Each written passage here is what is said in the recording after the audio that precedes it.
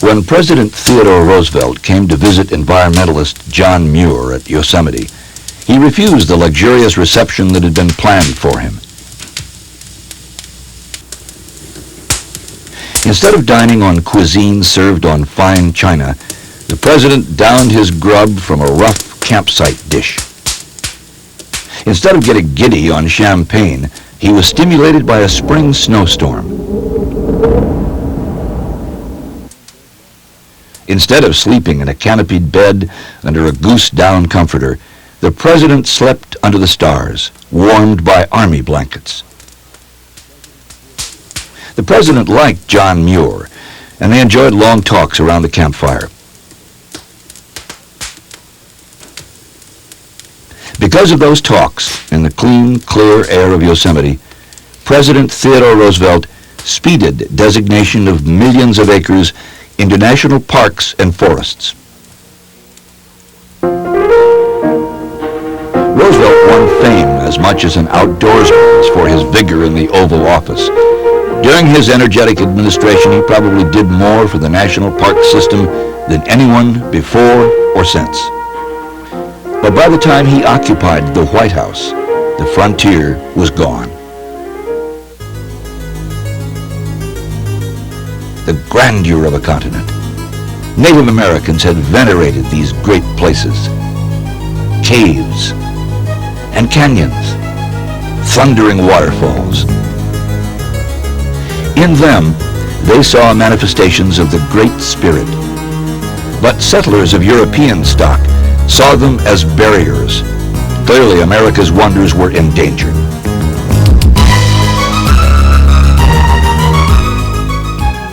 In March of 1872, by act of the United States Congress, the wilderness we know as Yellowstone was preserved as the Indians had found it.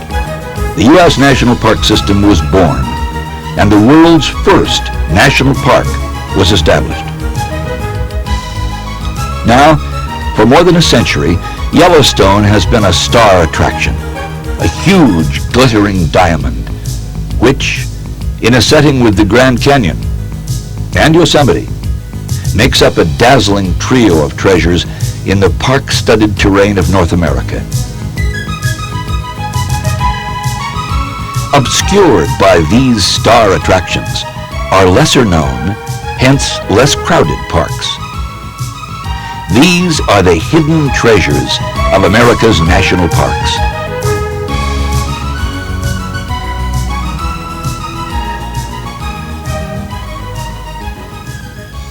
Crystalline lakes emerging from the silvery mists of the North Woods. The pearly gates of a cave fraught with mystery. Jewel-like fish among the corals of underwater museums. And reefs rising from a desert that had once been covered by a shimmering sea. Forests of colored stone.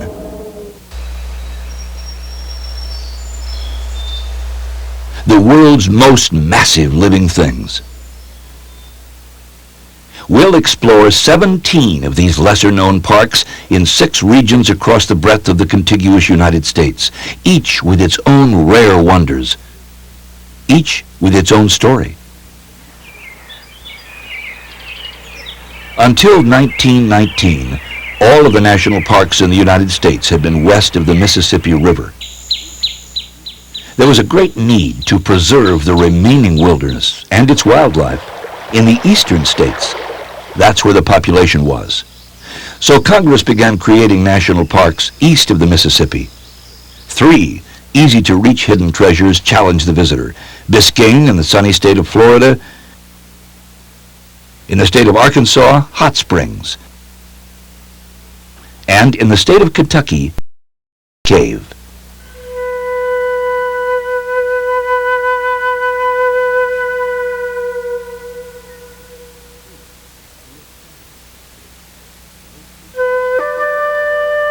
There is no national park that typifies a hidden treasure like Mammoth Cave. Here, through a cavity in the earth, light is beamed into a dark underground world that began 300 million years ago.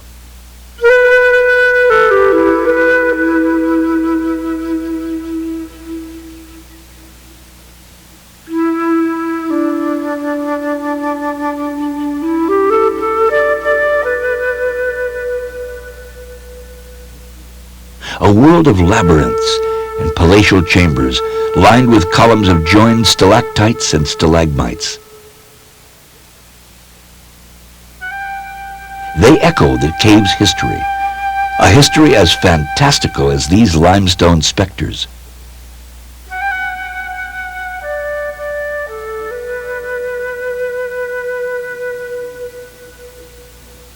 Local Indians knew about Mammoth Cave some 2,000 years B.C.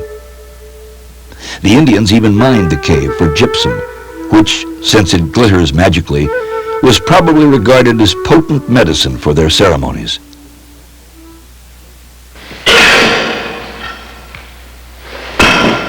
There was mining going on here again during the War of 1812. America needed gunpowder to fight the British. Saltpeter from the cave could be processed into explosives.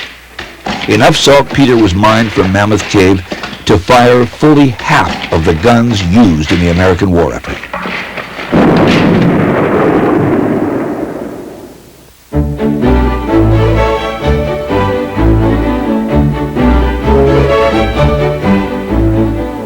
In 1830, a local lawyer bought the cave outright as a tourist attraction.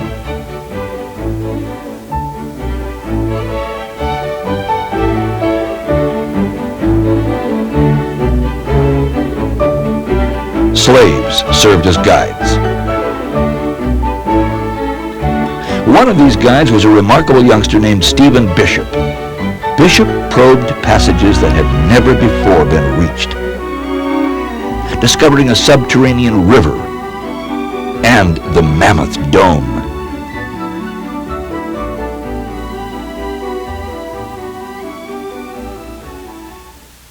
The Lord is my shepherd, I shall not want.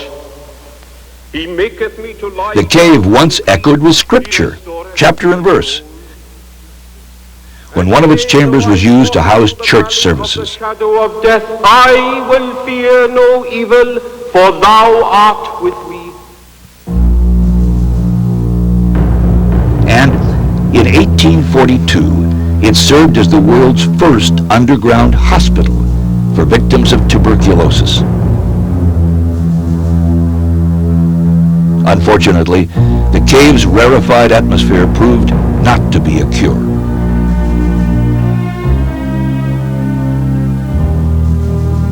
Today's visitors may enter these awesome chambers with a knowledge of the history of this, the world's longest cave.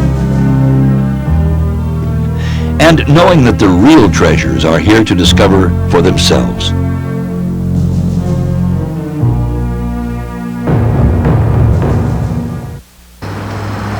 Hot Springs. Smallest of the national parks, it spreads over some blocks of a bustling little Arkansas city and the forest fringing it. But the hot springs came first. The city grew up around them.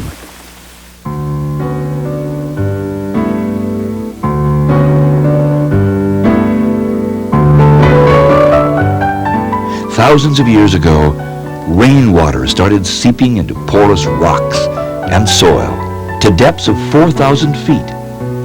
Heated in the cauldron of the Earth's innards, these waters began percolating back to the surface with a temperature of 143 degrees Fahrenheit.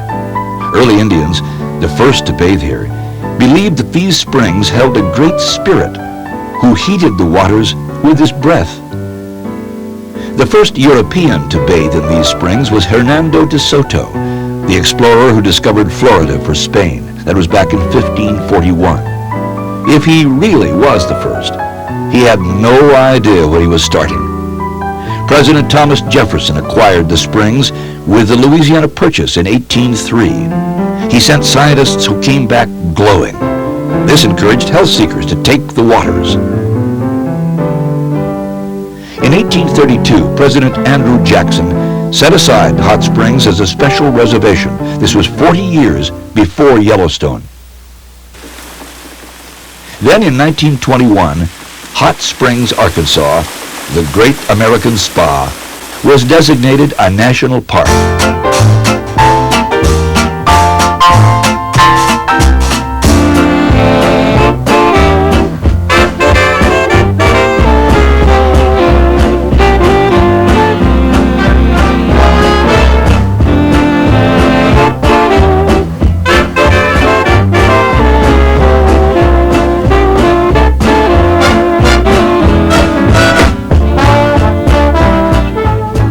Certainly one of the most accessible and the only national park in the United States that can boast a bathhouse row as one of its attractions.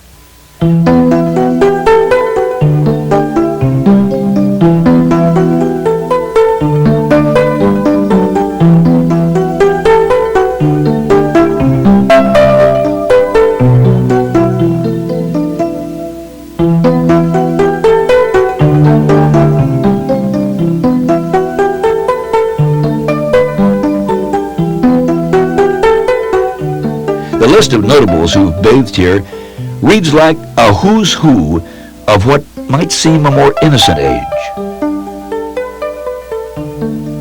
John L. Sullivan, the boxer. Billy Sunday, the evangelist. Heavyweight champion Jack Dempsey. And Harry, the buck stops here, Truman. Are the steaming waters from these 47 springs, 850,000 gallons every day, the elixir of health and longevity they were once claimed to be? The park makes no such claims.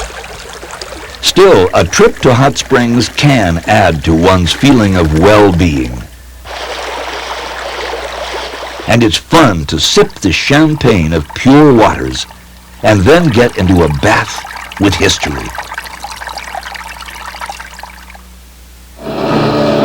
There's another exception to the national park wilderness.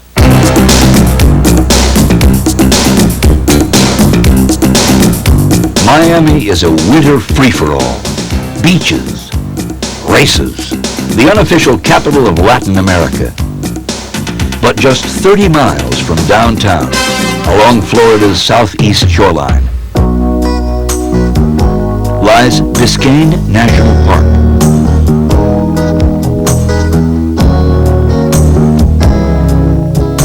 Extending into the Atlantic from the mangrove forests of the mainland is a chain of emerald islands. They're the immediately visible sights of Biscayne.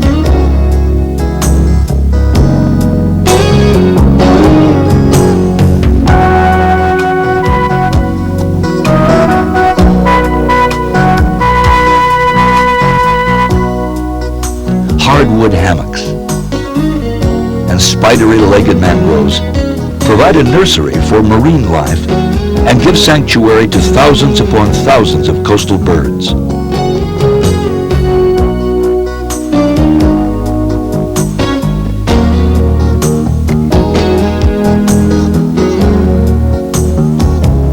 These inviting waters, sky blue, aquamarine, have known a measure of blood slick. Once, these were pirate waters, bloody waters, English sea dogs lying in ambush for Spanish galleons laden with gold. Actually, it wasn't until the 1920s that the United States Navy finally rid the Florida Keys of high seas banditry.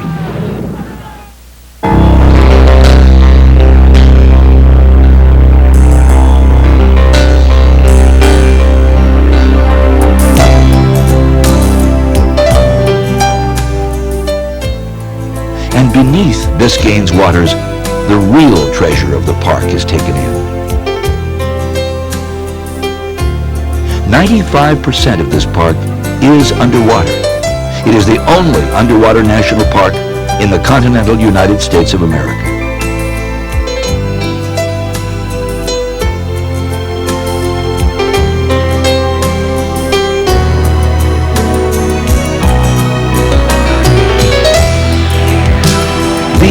are some of the true treasures of Biscayne.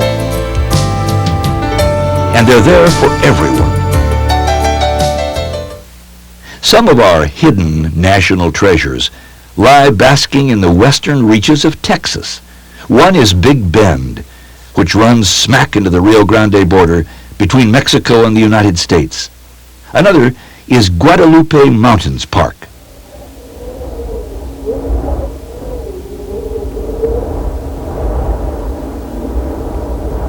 If visitors at much-visited Carlsbad Caverns National Park cross the New Mexican border into West Texas, they'll soon be in country that looks like this. Had they been able to make that trip 250 million years ago, these same waterless flatlands would have looked like this.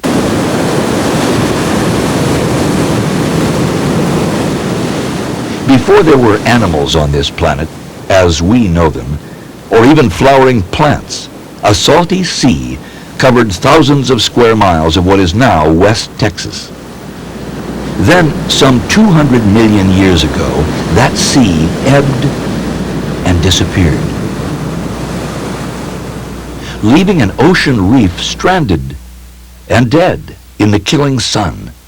After being buried for eons under silt, it broke out of its tomb with the Earth's uplift. Now it stands, a desert-haunting ghost. It's strange, walking on waterless salt flats of what once had been an ocean floor and gazing up at El Capitan, realizing that this 8,085-foot monolith had once been underwater. That's just one of the experiences that makes Guadalupe National Park unusual.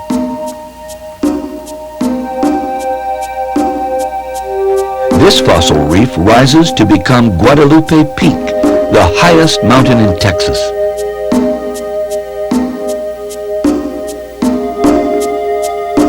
These peaks poke into an underbelly of clouds. As though thirsting for the water they were once submerged in, their porous limestone absorbs moisture from the sky. Year-round, the sky waters seep throughout the fossil reef, often underground, and sometimes bursting forth as life-giving springs.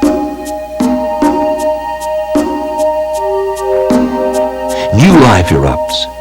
Once again, this reef is teeming with living things.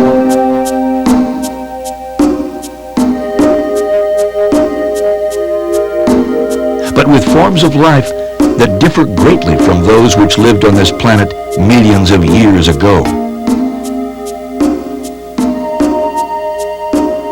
Millions of years ago, this reef was underwater. Now, water is within it. Life has been renewed.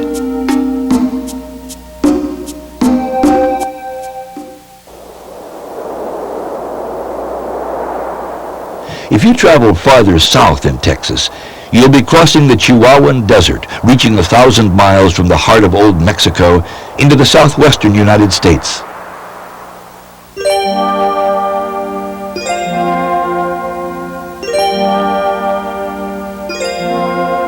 A river, the Rio Grande, loops from the Rockies in Colorado to the Gulf of Mexico, its flow bending through the vast Chihuahuan Desert.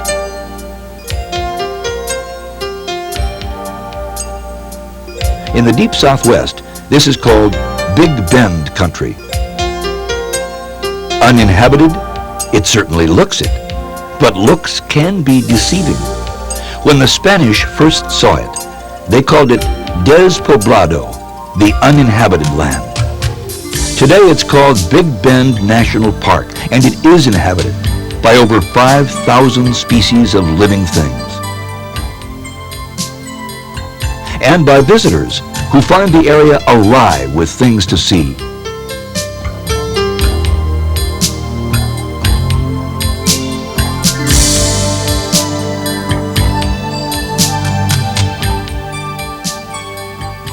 The river bends around the Chisos Mountains.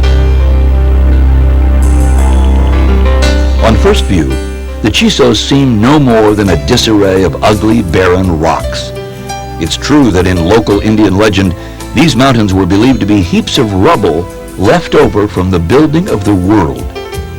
But atop these peaks grows forest, holding moisture and giving shade in this place of punishing sun. Desert? Yes. But there are also desert grasslands. And there's water in the flow of the Rio Grande.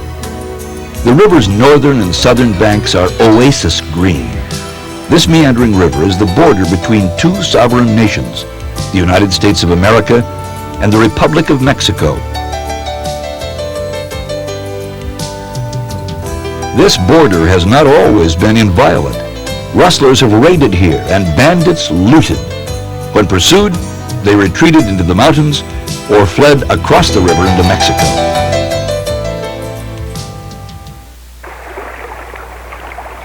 Today, the Rio Grande is an adventurer's highway. This is a land of seasonal variety.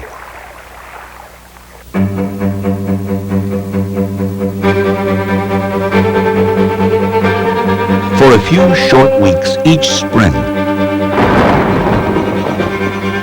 the hidden beauty of Big Bend bursts into color.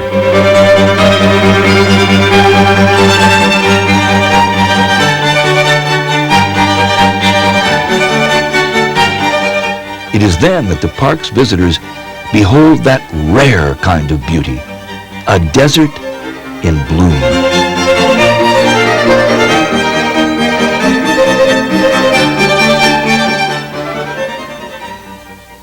There are parks that push up to the Canadian border as well. Isle Royal and Voyagers, straddling a lush woods and water wilderness just south enough to belong to the United States.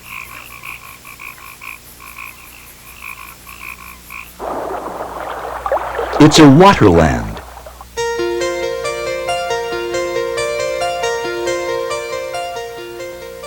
Lakes with the blue sparkle of a sapphire.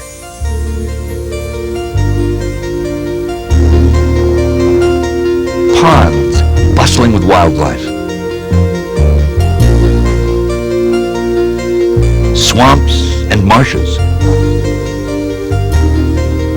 The sweet, sour wet of the forest floor with its nap of velvety moss. Even today, Voyagers National Park is a treasure reachable only by water in the summer. Or, like the migrating birds who flock here, by air. Oddly, these wild Minnesota waterlands owe their name to a fashionable trend. The 1700s knew a growing demand for furs, particularly beaver fur for hats, bicorns, tricorns, and later a tall topper appropriately named the beaver. These waterlands were a rich source of dam-building beaver, which incidentally is North America's largest rodent. Ojibwe Indians hunted them for trade.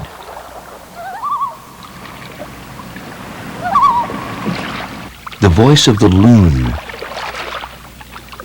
a plaintive call that seems to sound out of the past.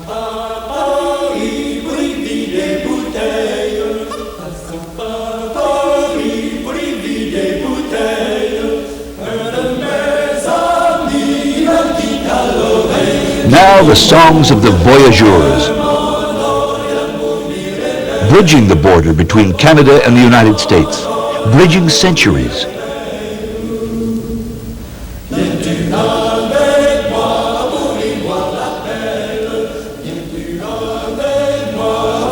Calico shirts, their red-knitted toques set rakishly over the dare-me twinkling of their eyes, and their voices raised in lusty song. These are the Voyagers.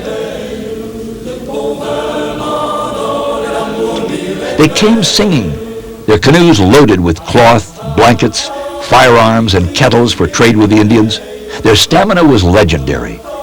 Voyagers were usually 150-pounders, averaging 5.5 feet in height.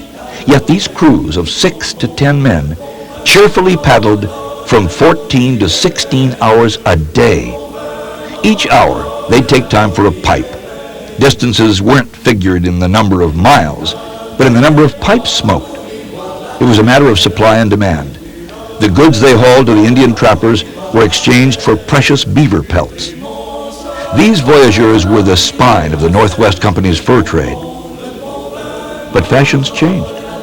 The crowning beaver gave way to the silk topper. The demand for pelts ceased, and the voyageurs sang no more. Today, these waterways are a playground for visitors, and no wonder they come.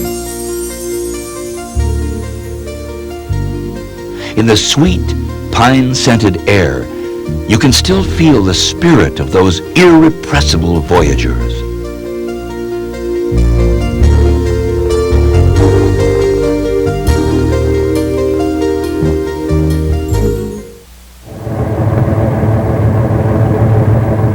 Nearby, in the northwest corner of Lake Superior, the largest freshwater lake on Earth, lies the most remote national park in the contiguous 48 states.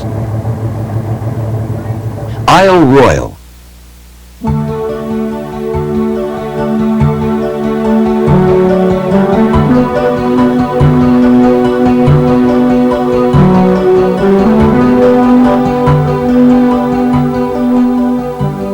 A 45-mile refuge of glacier-carved volcanic rock.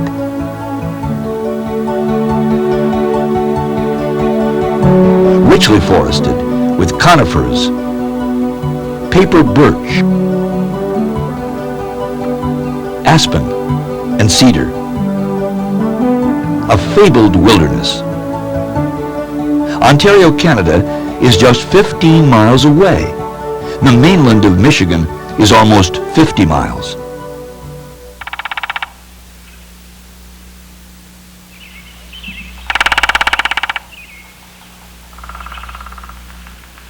Isle Royale is without so much as one public road. But it's laced with 165 miles of hiking trails. Compared with other national parks, Isle Royale hosts few visitors, but visitors who come here stay longer. They're of the kind who explore for themselves. It boasts a unique island ecosystem, where that stalwart predator, the wolf, lives in dynamic interaction with that most massive member of the deer family, the moose.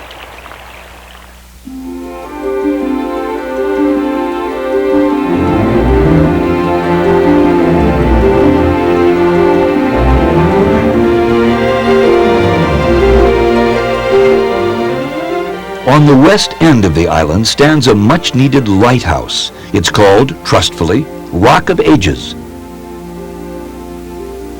In the dead middle of shipping lanes, on the often angry waters of this inland sea, this island can be a hull-busting boulder to ships. Shipwrecks ring the park. Ships with names alluding to ladies, like the Northern Belle. Ships with regal names, like the Monarch and the Emperor. Ships proudly patriotic, like the America. This ship's graveyard is the underwater museum of Isle Royale National Park. It was from the vast tracts of western wilderness that some of America's national parks, well over a century old, were born and grew. Yet many of the lesser-known parks in the West became national parks in recent decades. Utah's Capitol Reef and Canyonlands, Great Basin in Nevada, and Arizona's Petrified Forest. Once Hollywood came out with a drama in which the lives of several human beings held captive by a ruthless killer were paralleled to the landscape surrounding them. Young Betty Davis was one of its stars. So was Humphrey Bogart. The film was titled The Petrified Forest, a 1936 release.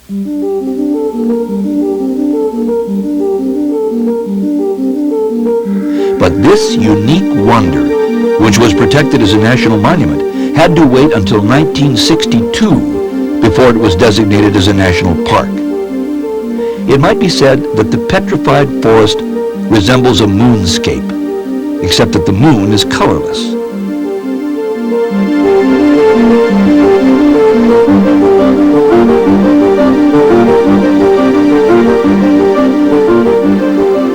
Here, these blistered shapes, crags, buttes, gnarls, trunks, and gaping maws are saturated with color.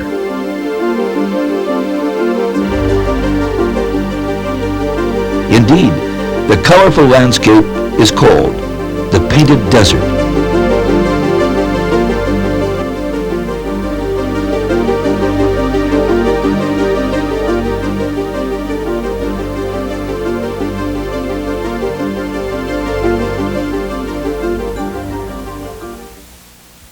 Once, this was a swamp, subtropical forest, with tangles of steaming green overgrowth, but that was 225 million years ago.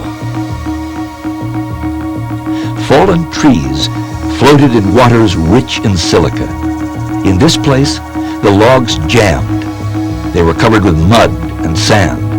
When they surfaced, after eons, the tree's wood fibers had absorbed large amounts of silica from the water. In time, mind-boggling stretches of time, the trees turned to stone.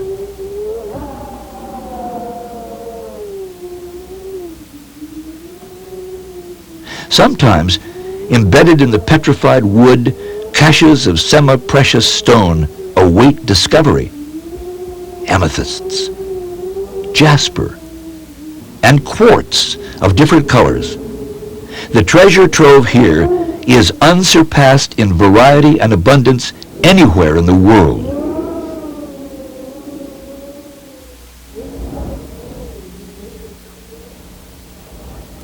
In Capitol Reef, in the heart of Utah, 65 million years ago, on this primeval landscape, nature made a wrinkle which creased, and erosion eventually crinkled into a 100-mile ridge of serrated rock.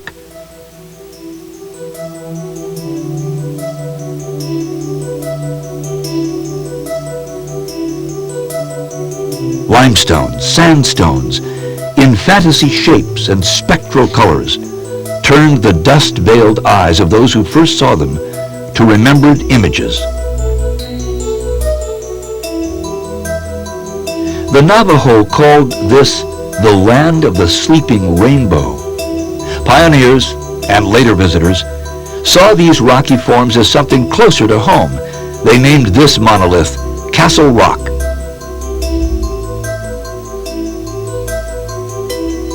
These monoliths, some of them 500 feet high, were called Chimney Rock. These white sandstone cupolas recalled the domes of Capitol buildings.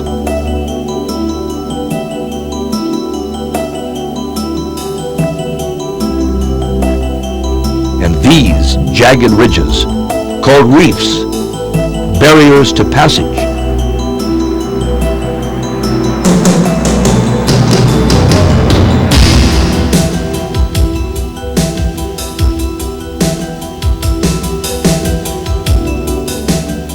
Hence the name Capitol Reef.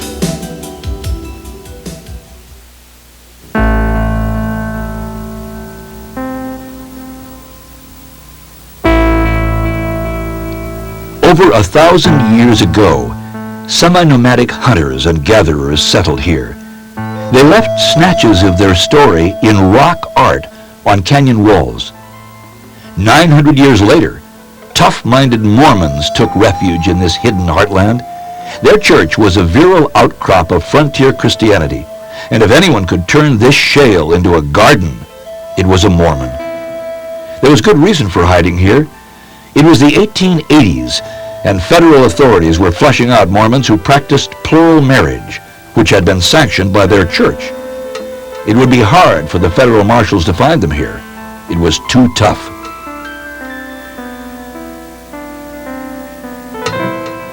In flexing their collective muscle, These Mormons turned the valley of their bleak hideaway into flourishing orchards. For 80 years, they sold produce to prospectors and cowboys. They even peddled to Butch Cassidy and the Wild Bunch, who hid out in nearby Robber's Roost. It wasn't until 1960 that the last family left. Now it waits, unpopulated but strangely beautiful, a fantasyscape called a reef, though far from the sea. Yet if you read the Earth's histories, etched and layered in these rocks, you can see ripple patterns where waters once flowed. It is when we realize that hundreds of millions of years ago, great seas swelled over these rocks that the name Capitol Reef doesn't seem so far-fetched.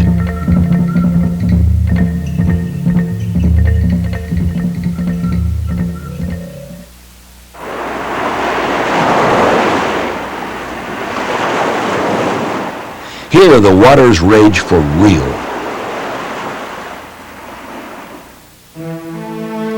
And in that same expanse of desert land that is the state of Utah, this is a duel in which water is winning, an unrelenting attack by the fierce waters on rocks that span 300 million years of our planet's history. This is Canyonlands National Park. Here, after coursing through a dreamscape of their own making, two bodies of water, the Green River and the Colorado, rendezvous. Great carbuncles of colored rock emerge like surreal shapes dredged from the unconscious. This is the sculpting of rivers, over eons of their meanderings. Weather here is as up and down as the canyons. Fahrenheit, 115-degree highs to 29-degree lows. Temperatures may change drastically in a single day.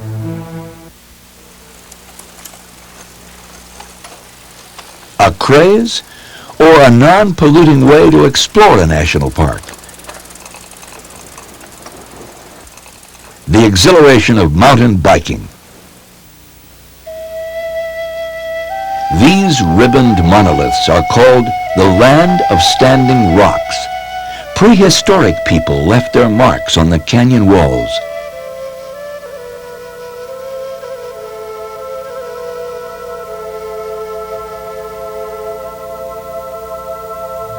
Ancient ones, or Anasazi, came about 2,000 years ago and stayed here for 1,300 years.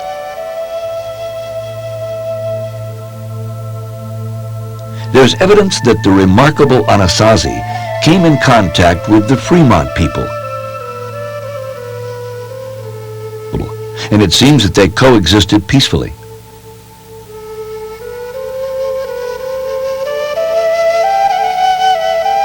Waters are still wearing away these rocky palettes of color. Wild waters, up to 40 million gallons a minute, with waves rising as high as 30 feet. Cataract Canyon flings a challenge. Thrill seekers come from all over the world to shoot the rapids, in boats, on rubber rafts. The danger is counterpointed by sheer exhilaration. But these aren't the first. Major John Powell was the first to explore the confluence of these rivers. At the onset of the Civil War, Powell had enlisted as a private in the 20th Illinois Volunteers. He rose to the rank of captain, then major. At Shiloh, he lost his right arm to Confederate fire. In 1869, explorer Powell and 9 men made an epic journey down the Green and Colorado rivers. Despite having only one arm, Powell made a difficult and dangerous climb to the top of the cliffs. There he surveyed the land before him. He observed, "Wherever we look, there is but a wilderness of rocks, deep gorges where rivers are lost below the cliffs, and towers and pinnacles and 10,000 strangely carved forms in every direction. And beyond them, mountains blending with the clouds." That's Canyonlands National Park today.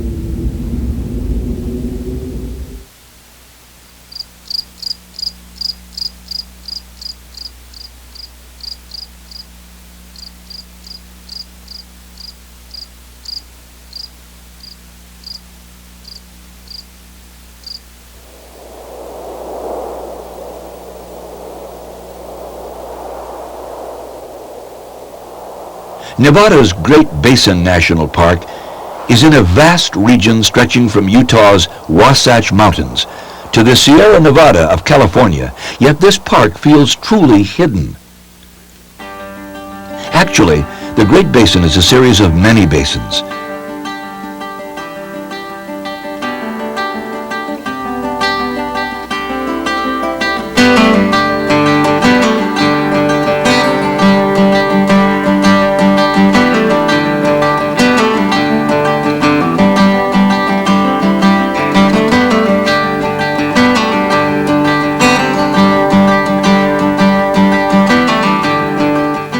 There's great variety here, from sagebrush desert to alpine tundra, Wheeler Peak, and a peak named after Jefferson Davis, the Confederacy's president during the Civil War, and a Lincoln Peak as well.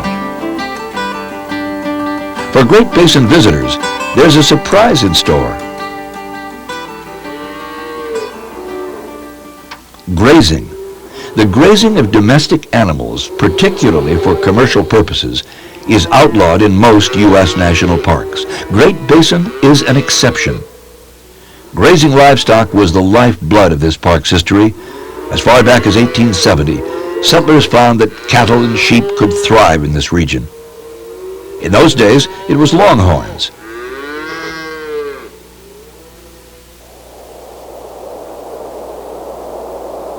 Before Great Basin National Park was created in 1986, this area was known as Lehman Cave's National Monument.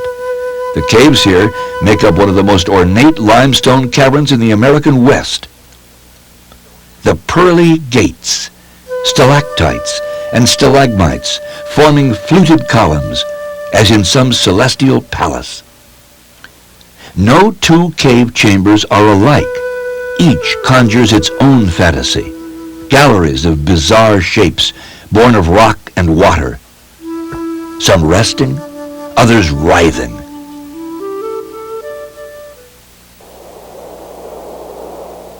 On the high, wind-swept ridges, where winters blast the thin air, grows the world's oldest living tree, bristlecone pines. There are 3 groves of them here. In 1964, a bristlecone near Wheeler Peak was dated to be more than 4,900 years old. Unfortunately, it was cut down before this area was established as a national park. Now, that couldn't happen. One of the world's oldest living species is protected in one of America's youngest national parks. To most everyone in the world, the name California rings of the Golden West. Beside much visited Yosemite, this state holds a trove of lesser-known national parks: Kings Canyon and Sequoia, Channel Islands, and mountainous Lassen Volcanic.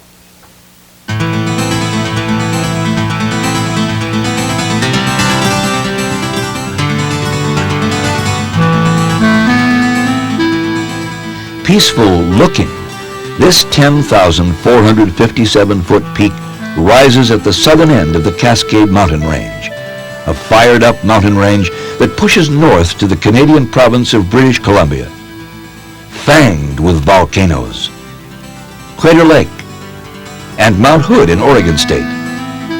And in the state of Washington, snowy Mount Rainier, Mount St. Helens. We've had recent evidence of what a fire breather it can be.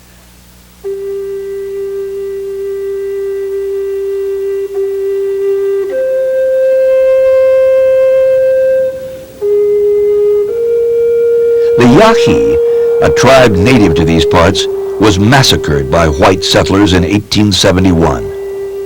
Few survived. One took refuge in the shadows of this peak. He is known to history as Ishi, the last Stone Age survivor in the United States.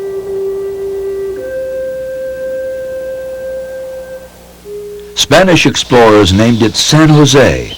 Gold seekers knew it as Mount Joseph. Map makers charted it as Snow Butte. Then, after a colorful Dane, who'd been a guide in the area, the local people called it Lassen's Peak.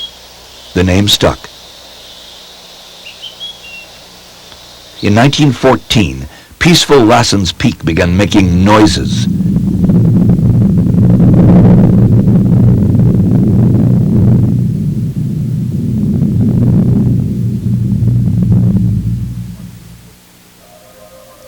On June 14th of that year, at 9:43 a.m. local time, Benjamin Franklin Loomis readied his camera as the northwest side of the mountain was moving.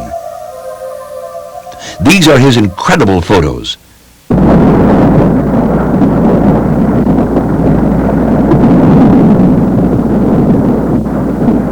The Lassen volcano was grumbling, then exploding.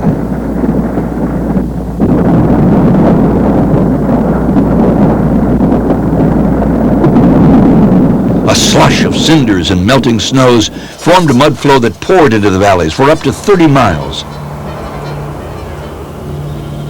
Engorged with hot lava, the mountain had been plugged for 200 years. Now it exploded, blasting the peak wide open. Fire, lava, searing pumice bubbling from a vent the size of 3 football fields.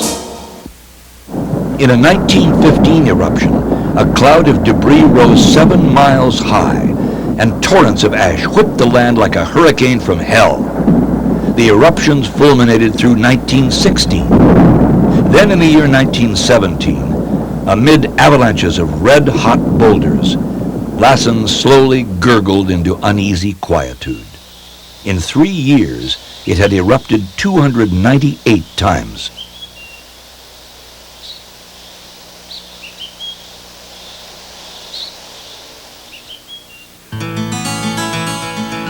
Today, exploring Mount Lassen Volcanic National Park is both peaceful and pleasant.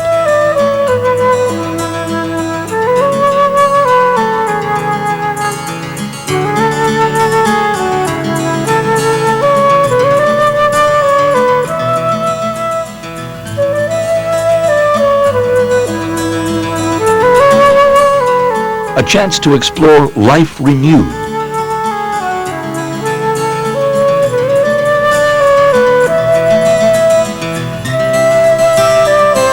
With its 150 miles of trails, Lassen is a place of enchantment for hikers and backpackers.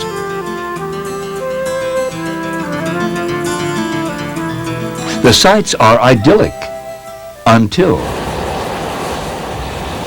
reaching a kind of Dante's Inferno, or more literally, thermal areas, reminds us that beneath this crusty ground there is imprisoned a seething volcano.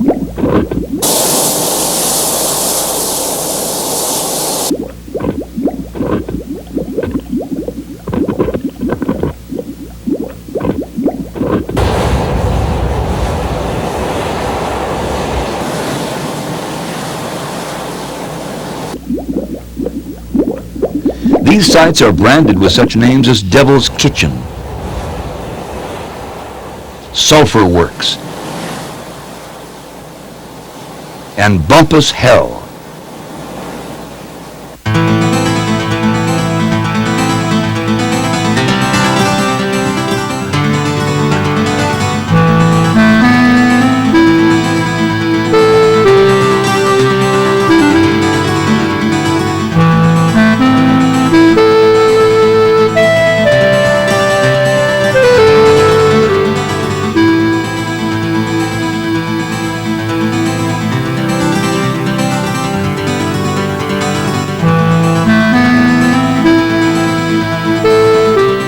To explore this park, to probe its depth, its meaning, can be a life-enriching experience.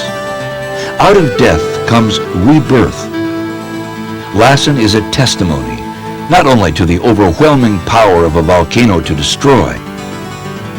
It stands for the creation of new life in abundance.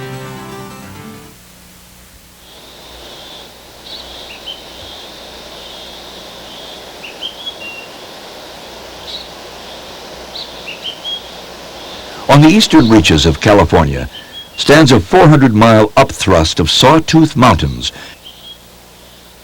with sharp but snow-blunted peaks nipping at the sky. These are the Sierra Nevada. Marked out in the range's southern end are two national treasures, Sequoia, an old-timer dating back to 1890, and Kings Canyon, a youngster inducted into the park system in 1940. They're back-to-back, these two parks, guarding a precious wilderness. The 500,000 acres of Kings Canyon Park plunge into the V of one of the deepest canyons in the United States, deeper than the Grand Canyon. Here the cool, clean air is like wine, making for a heady high country exhilaration. There is a dizzying array of waterfalls, freshets, rapids, and the scudding clouds overhead seem just a jump above you. The eastern expanse unfolds in the ups and downs of a varied wilderness, from the Sierra Nevadas over 14,000-foot high eastern wall to grassy meadows and wandering streams.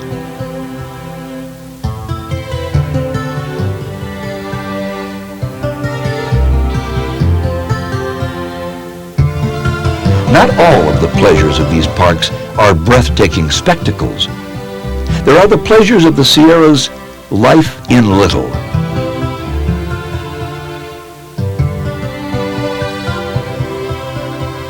Wildflowers,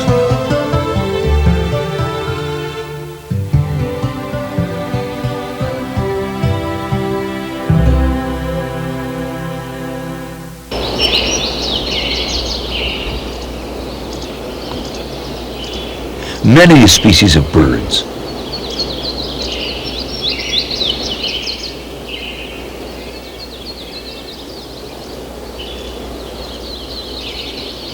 the pleasures of critter watching, some allowing long looks, others just fleeting glimpses.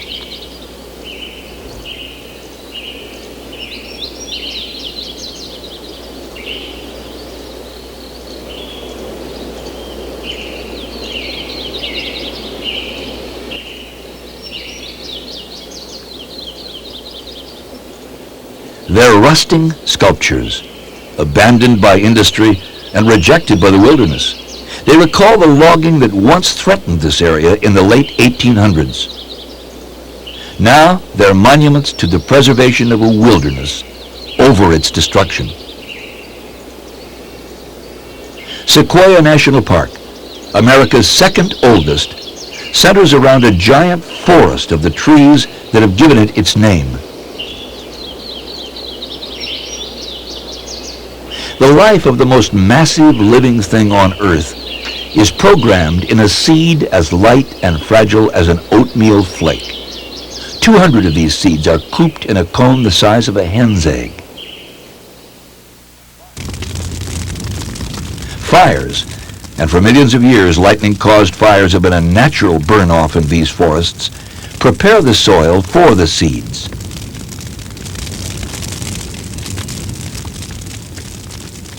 Very thick bark pretty well protects the trees from flame damage.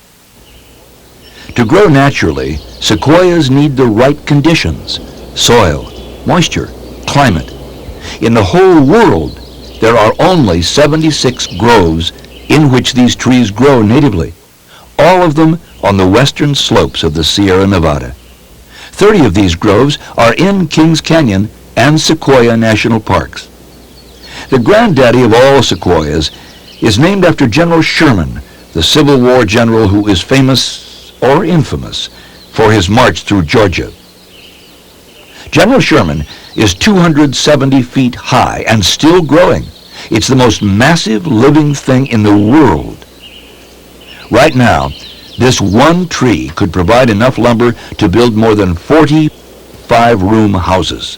From the 14th century into the 1880s, Indians had lived here. They left picture stories on the rocks.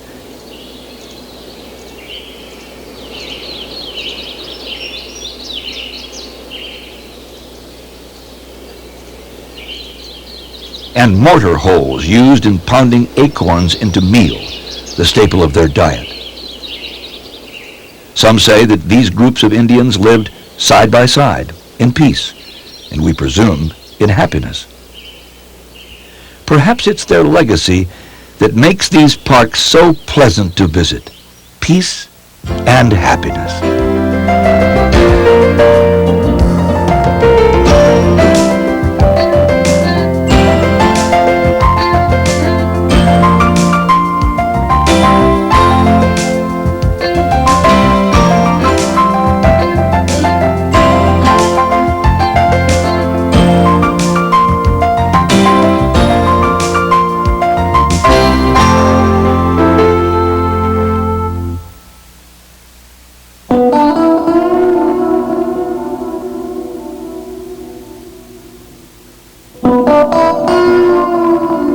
As skipper of a two-caravel fleet, he was seeking that fabled trade route between Europe and Asia, the Northwest Passage. And like others before him, he never found it. What he did discover was California. He was Juan Rodriguez Cabrillo, a Portuguese navigator in the service of Spain. In 1542, he anchored on what was later christened San Miguel, one of the islands in the Santa Barbara Channel. He claimed the islands and the California coast for the Spanish crown. Cabrillo soon learned that he wasn't the first man to set foot here. Human inhabitants predated his expedition by more than 1,000 years. It was the Chumash, meaning islanders, whom Cabrillo encountered, a thriving tribe of traders. Though they can't say exactly where, most historians believe that Cabrillo is buried in these islands. There is a monument to Cabrillo on a wind-blown knoll on the island of San Miguel. Like Cabrillo, most of today's explorers of the Channel Islands, which were established as a national park in 1980, arrived by water.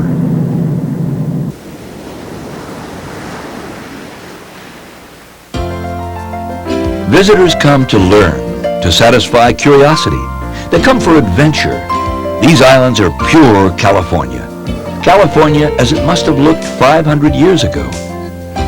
They come to see California as it was, under the stewardship of the Chumash, before the Portuguese discoverer, before the Spanish friars, before the Yankee gold seekers. The park, which is an international biosphere reserve, takes in the northern 5 islands of the 8 Channel Islands. Largest of the 5 islands is Santa Cruz, which means Holy Cross in Spanish. Long before the coming of the friars, this island was holy ground in the cosmos of the Chumash Indians. Almost as large as Santa Cruz is neighboring Santa Rosa.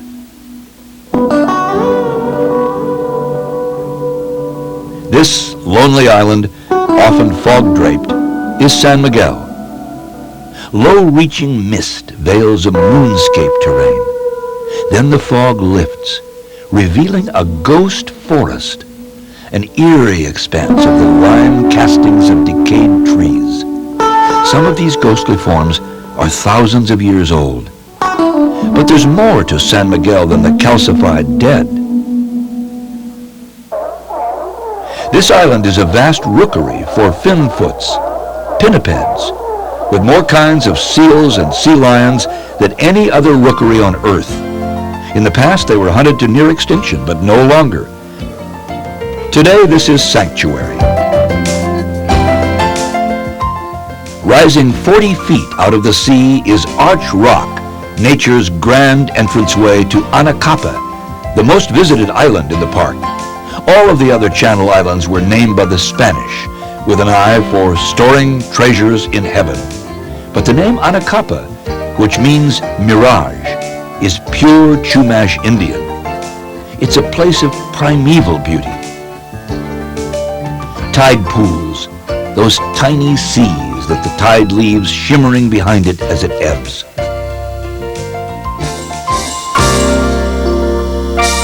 Here, sea life can be observed as though in an aquarium.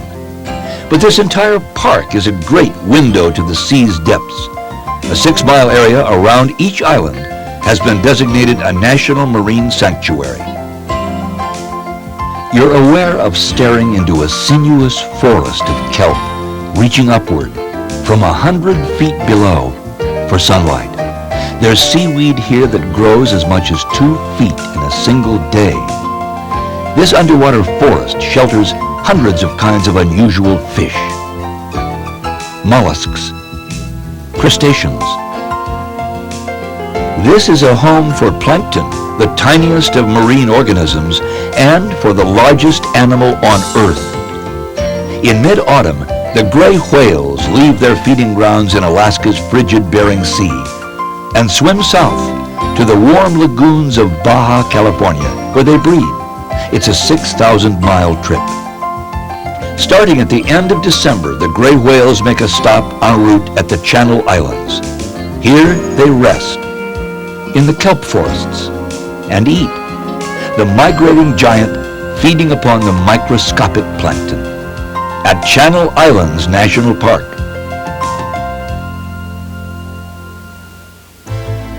For the last of the hidden treasures, we travel to the Dakotas, Wind Cave and Badlands in South Dakota, and in North Dakota, a park named after the president who did more than any other who held that office to foster the national park system, Theodore Roosevelt.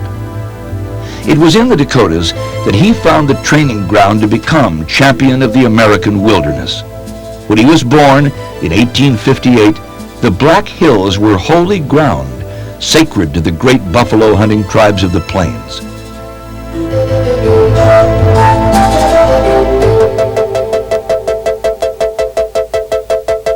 On the southeastern shoulder of the Black Hills, not far from Mount Rushmore, is Wind Cave. Wind Cave is really two parks in one. On its sunlit, rolling grasslands and forests, it's a wildlife preserve.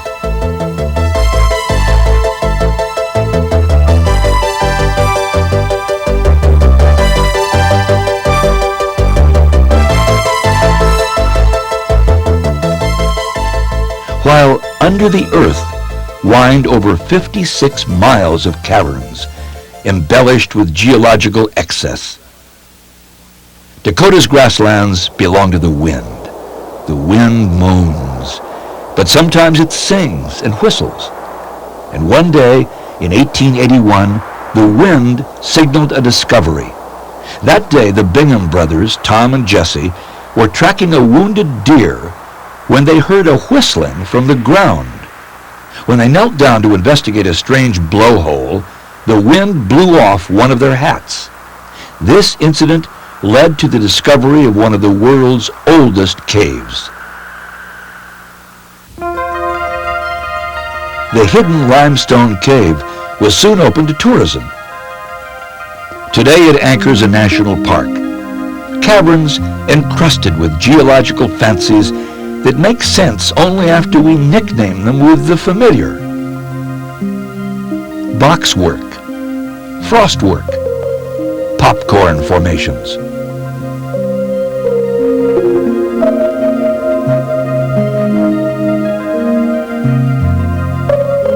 Beyond the 1 1/2 miles of public trails, cavers are exploring, still pushing out into the unknown.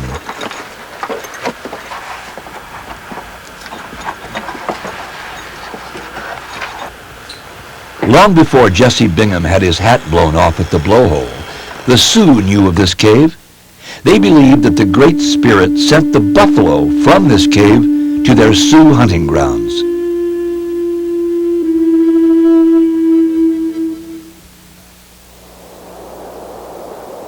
Wind ripples the grass here too, in Badlands National Park,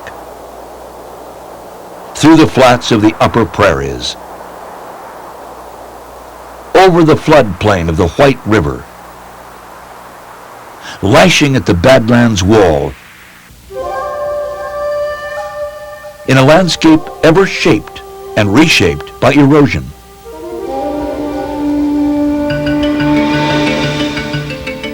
The Badlands stretch along the White River for 100 miles. About 6% comes under the National Park Service. Why are these lands dubbed bad? You need only step off the established trail to find out. This terrain is torturous to travel over. Even the Sioux called it Makosika, meaning land bad. Fortunately for visitors, the park's trails are easily negotiated and points of interest well organized, such as the display of the fossilized remains of hundreds of ancient animals from Oligocene times. Some 200 years ago, these grasslands were dense with bison, the American buffalo. Then, an estimated 60 million of them roamed the North American plains.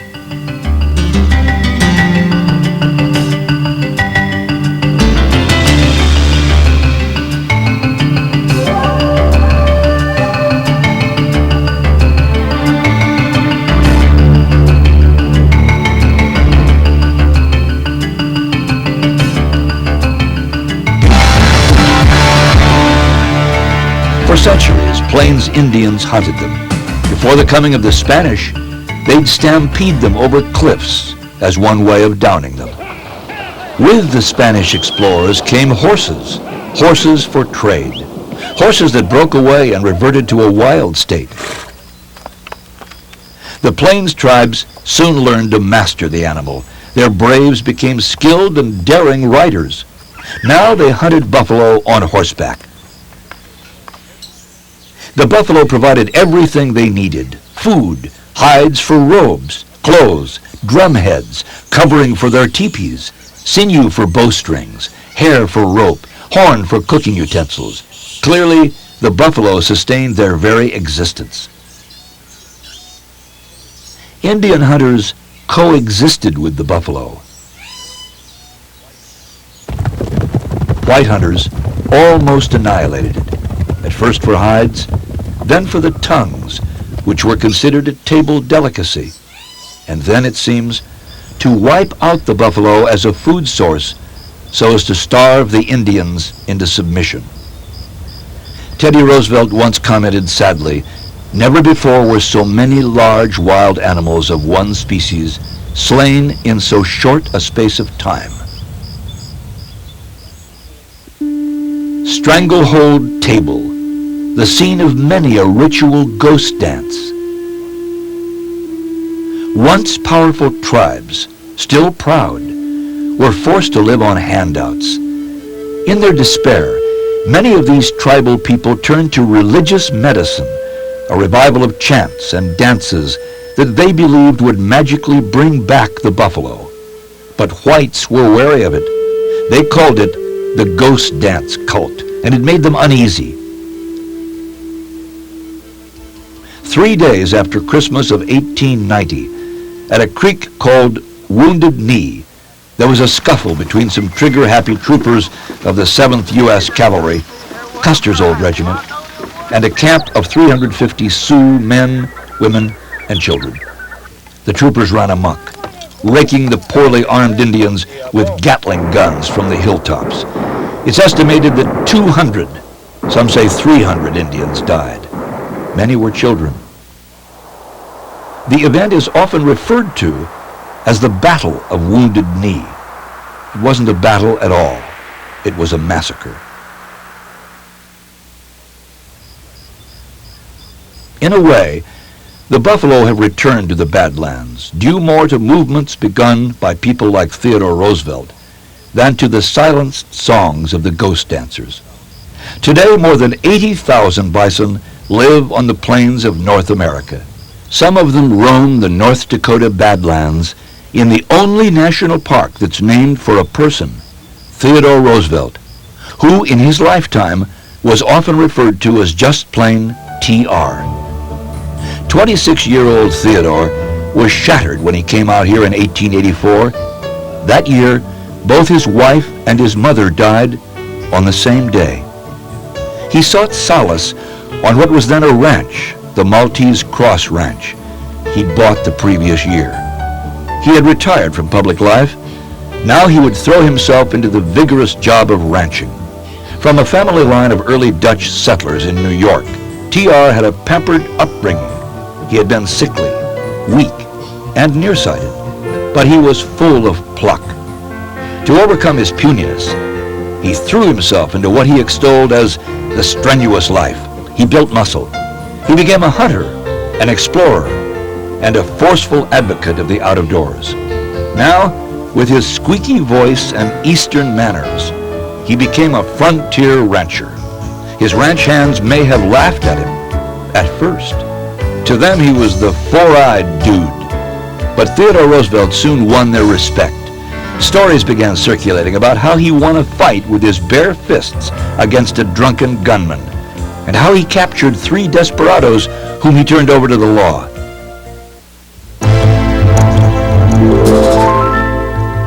Theodore Roosevelt fell in love with this land. It healed his aching spirit. It became a source of his tremendous energy.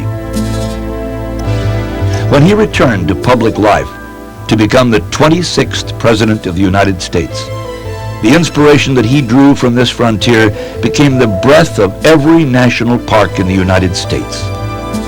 The huge, dazzling Yellowstone, and Yosemite, and Grand Canyon, and the hidden treasures that we've been exploring.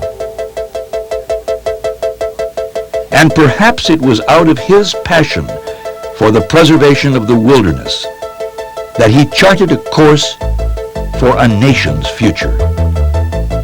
We are not building this country of ours for a day. It has to last through the ages.